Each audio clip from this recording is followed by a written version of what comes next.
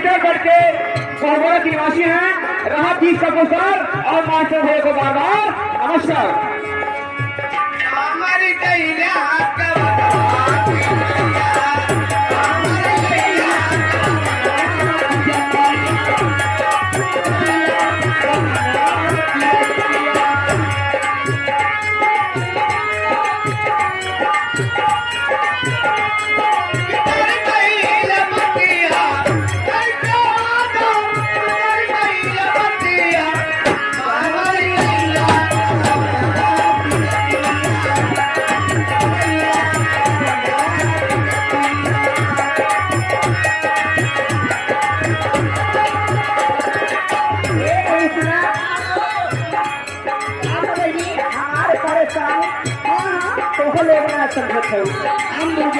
बहनी हो कितना दिन हमें आए हो गाँव में बहनी मेरा खूब स्थिति पूजा चाह रहे लेकिन साड़ी मुर्गा के ना हेलो